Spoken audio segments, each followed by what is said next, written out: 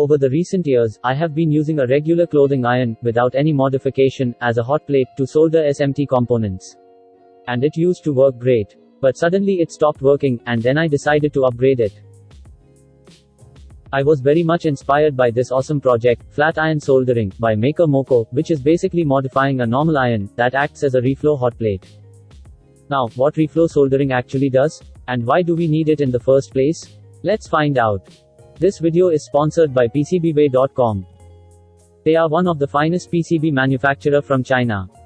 Besides PCB manufacturing, they also provide PCB assembly service. So upload your Gerber files to get 10 pieces, high quality, professionally made, custom PCBs for your next project for just only $5.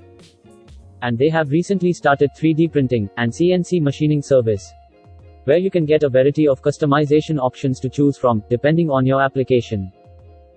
You see, it gets really challenging sometimes, when it comes to solder SMD parts. Because they are so tiny, so hand soldering them is a bit difficult. So instead we use reflow soldering. We apply solder paste on the PCB pads, and put the component on it.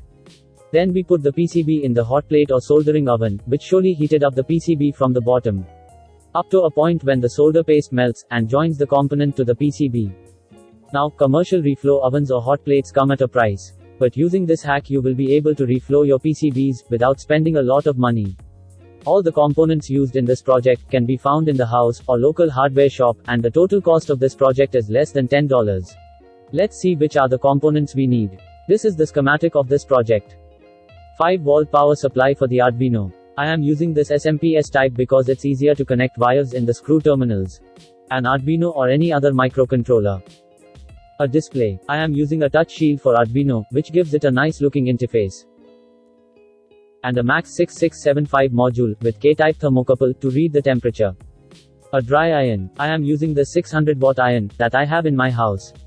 But you can use any old electric iron. A solid-state relay or normal relay.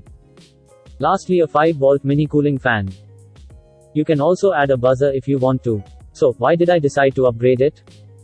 Well, with my previous setup, I had a couple of issues, like I couldn't know the temperature of the iron. And I pretty much had to rely on the built-in thermostat, which isn't that accurate.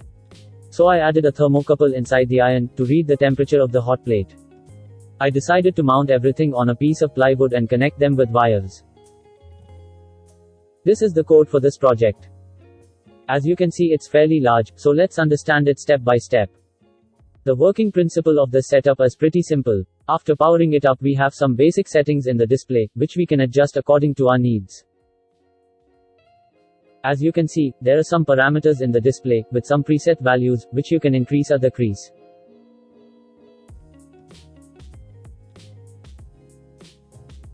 There are 3 stages of this reflow soldering process. First one is preheat, where the whole board rises towards a certain temperature. When the temperature reaches that value, the reflow process begins, and a timer starts counting down. This settings works fine for me, but you may need to change it in the code, as per your setup.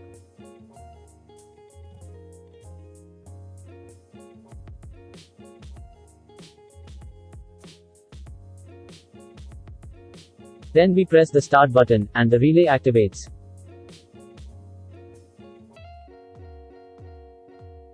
The temperature of the iron increases gradually.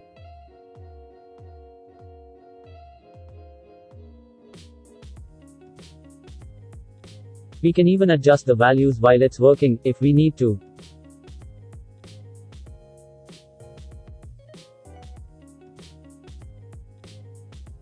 If the temperature exceeds the set value, it will cut off the power by turning off the relay, and start it back when it goes below the temperature.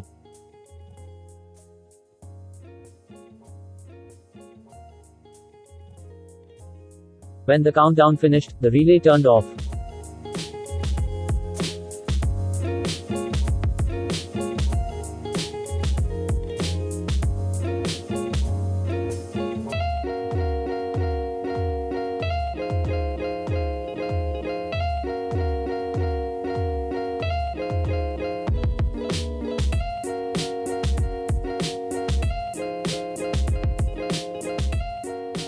And that's how our reflow soldering is done. You can find links to the code and documentation in the description of this video. It's a very simple and easy process, and you can solder many boards very easily in this way. Thanks for watching. Please like and share the video and subscribe to get more interesting projects like this.